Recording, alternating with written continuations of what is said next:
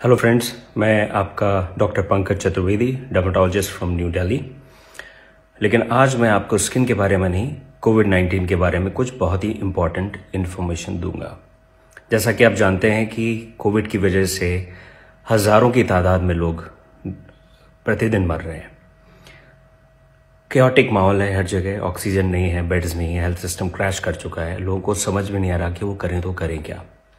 मैं आपको कुछ ऐसी इंपॉर्टेंट इन्फॉर्मेशन दूंगा जो किसी की लाइफ सेव करने में बहुत ही हेल्पफुल होगी। सबसे पहले ये समझिए कि ये बीमारी किस तरह की है। कोविड-19 एक नॉर्मल डिजीज़ नहीं है, ये बहुत ही वियर्ड डिजीज़ है जिसके 2 फेजेस होते हैं, फेज़ 1 एंड फेज़ 2। फेज़ 1 होता है पहले 6 दिन का, फेज़ 2 होता है दूसरे 6 दिन का। 12 दिन की डिजीज़ है, first 6 days and second 6 days. आपके लिए ये बहुत ही इम्पॉर्टेंट है जानना कि जो कोविड में मोर्टेलिटीज़ हैं, जो लोगों की डेथ्स हो रही हैं, लोग वेंटिलेटर पे जा रहे हैं और जिनको ऑक्सीजन की ज़रूरत पड़ रही है, वो फर्स्ट 6 डेज में नहीं पड़ती, वो सेकेंड 6 डेज में पड़ती है। This Covid is dangerous in the second phase, not in the first one. तो अगर आप टाइमली आइडेंटिफाई कर लें कि आपका ये जो सेकेंड फेज है कब शुरू हो रहा है और टाइमली अगर आप ट्रीटमेंट शुरू कर दें तो आप उस ऑक्सीजन वाले फेज में जाने से बच सकते हैं। तो सबसे पहले जिस दिन आपके सिम्टम्स शुरू होते हैं कोविड के, fever, body ache, diarrhoea, loss of smell, loss of taste, या जिस दिन आपकी रिपोर्ट पॉजिटिव आती है, दैट इज डे 1, तो फर्स्ट 5 डेज आप नॉर्मल मेडिसिन लेंगे, doxycycline, azithromycin, ivermectin, vitamin C, zinc, Fabiflu. इसमें अपनी डाइट पे फोकस करें, हाइड्रेट करें और रेस्ट करें। इसमें आपको पैनिक होने की ज़रूरत नहीं है।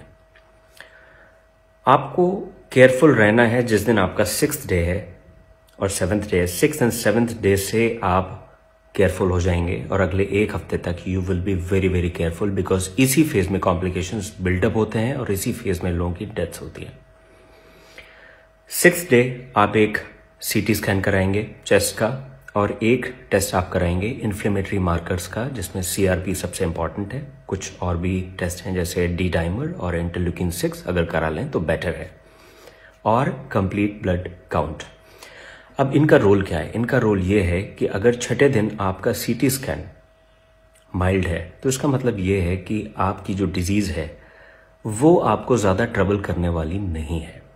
अगर आपका CRP लेवल बहुत माइल्ड है, नॉर्मल है या रेज्ड ज़्यादा नहीं है, इसका मतलब ये कि आपकी बॉडी में जो इन्फ्लेमेशन बिल्डअप हो रहा है वो ज़्यादा नहीं बिल्डअप हुआ है और आपको पैनिक होने की ज़रूरत नहीं है। Of course you have to be careful, but panic mode में जाने की ज़रूरत नहीं है। लेकिन अगर आपका CT स्कैन शो कर रहा है कि आपके चेस्ट में लंग इन्वॉल्वमेंट मॉडरेट है या सिवियर है और आपका CRP लेवल भी बढ़ा हुआ है, that means you will be in trouble after few days. इसलिए आपको बहुत ही केयरफुल रहना है। अगर ये लेवल्स आपके मॉडरेट टू सीवियर आते हैं, CRP का लेवल बढ़ा हुआ आता है, तो immediately you will consult a physician and from 6th और 7th day you will start your steroids and blood thinners. ये 2 चीज़ें हैं जो पेशेंट की जान बचाती हैं, अगर टाइमली आप स्टेरॉइड शुरू करें और टाइमली ब्लड थिनर्स शुरू करें। लेकिन इसका मतलब ये नहीं कि आप अपने आप को सेल्फ मेडिकेट करें, क्योंकि अगर स्टेरॉइड्स आपने फर्स्ट फेज में ले लिए, क्योंकि आजकल सोशल मीडिया पे और व्हाट्सएप यूनिवर्सिटी में बहुत सारे लोग ज्ञान देते हैं कि हाँ स्टेरॉइड्स बड़े यूज़फुल हैं, और जैसे ही पेशेंट्स की रिपोर्ट आती है डे 1 से वो स्टेरॉइड शुरू कर देते हैं। That is bad. अगर आपने स्टेरॉइड्स फर्स्ट फेज में लिए, they will be dangerous for you, because उस वक्त वायरस रेप्लिकेट कर रहा होता है और उस वक्त अगर आप स्टेरॉइड्स ले लें फर्स्ट 5 to 6 डेज में, दे विल बी हार्मफुल। तो जो भी मेडिकेशंस लेने हैं वो अपने फिजिशियन और अपने डॉक्टर की एडवाइस पे ही लेने हैं। तो 6th और 7th day are very crucial. अगर टाइमली आपने ब्लड थिनर्स एंड स्टेरॉइड्स शुरू कर दिए, आपके प्रॉब्लम में आने के चांसेस काफ़ी हद तक कम हो जाएंगे। अब मेजर इशू क्या है? हमारा कॉमन टिपिकल इंडियन माइंडसेट कि जैसे ही हमारा 5वें दिन फीवर कम होता है हमें लगता है वी आर फाइन, हम ठीक हो गए। शुरुआत के 5 दिनों में हम हर 3 घंटे में अपना ऑक्सीजन लेवल चेक करते हैं, लेकिन 5th डे जब हमारा फीवर नॉर्मल हो जाता है, we throw away our oximeter, हमें ध्यान नहीं रहता कहाँ रखा हुआ है, and we forget to measure any kind of oxygen saturation, right? Of course fever comes down, 5th, 6th, 7th day कुछ नहीं होता, 8th डे भी कुछ नहीं होता, 9th day suddenly person starts feeling shortness of breath, weakness, कई लोग फेंट हो जाते हैं, कई लोग ब्लू पड़ने शुरू हो जाते हैं, क्योंकि that is the time when the oxygen dips suddenly. Covid में एक मेजर इशू है हैप्पी हाइपोक्सिया। दैट मीन्स जब तक ऑक्सीजन सैचुरेशन 80-85 तक नहीं चला जाता, पेशेंट को फील ही नहीं होता, वो नॉर्मल रहता है। He starts doing his daily routine activities, उसको लगता है मैं तो ठीक हूं, और उसको उस वक्त अगर कोई बताता भी कि आप मेडिसिन ले लो, उसको लगता है कि क्या बता रहा है मुझे, because I am perfectly fine, why should I take medical care, because I don't feel anything. But that is the time, if you check, lot of people they have subclinical hypoxia. Their oxygen saturation is 90, 85, sometimes 80, but they are doing perfectly fine. But that is the time when we have to be very very careful and the person needs medicine, because उसके बाद का जो phase है जिसमें oxygen saturation और down जाता है, there is sudden deterioration of the patient. उसके बाद ऑक्सीजन की जरूरत पड़ती है, then you start panicking कि ऑक्सीजन सिलेंडर मुझे चाहिए, मुझे ऑक्सीजन चाहिए। We know that we are having short supply of oxygen. Oxygen demand बढ़ी है, overnight we can't produce 20 times 50 times more oxygen. No country can. So after 6th day you will check your oxygen saturation every 2 hours. हर 2 घंटे पे आप अपना oxygen saturation check करेंगे। कैसे check करेंगे? Right hand, या अगर आप लेफ्ट हैंडेड पर्सन है तो आपका लेफ्ट हैंड, उसकी मिडिल फिंगर, और वो भी तब जब ये मूव ना कर रही हो। तो इसको आप स्टेबल पोजीशन में रखेंगे, ऑक्सीमीटर लगाएंगे और कोशिश करेंगे कि इसमें कोई मूवमेंट ना हो। उस वक्त आप अपना ऑक्सीजन सैचुरेशन चेक करेंगे। उसके बाद आप वॉकिंग पोजीशन में भी अपना सैचुरेशन चेक करेंगे, जिसको बोलते हैं 6 minutes वॉक टेस्ट। आप ऑक्सीमीटर लगाएंगे, 6 minutes के लिए वॉक करेंगे और उसके बाद देखेंगे कि आपका ऑक्सीजन सैचुरेशन कितना है। इट शुड नॉट फॉल 5% और मोर देन दैट।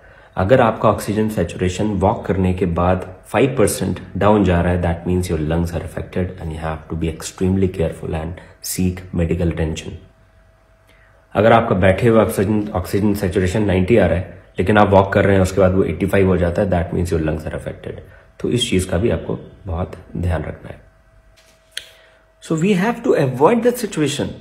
हमें उस कंडीशन में पहुंचना ही नहीं कि हमें ऑक्सीजन की जरूरत पड़े, बिकॉज जब आप स्टेज में पहुंच जाते हैं तो ऑलरेडी डैमेज हो चुका होता है। काफी हद तक रिकवर होने के चांसेस 50-50 होते हैं। आप बच भी सकते हैं, आप नहीं भी बच सकते हैं।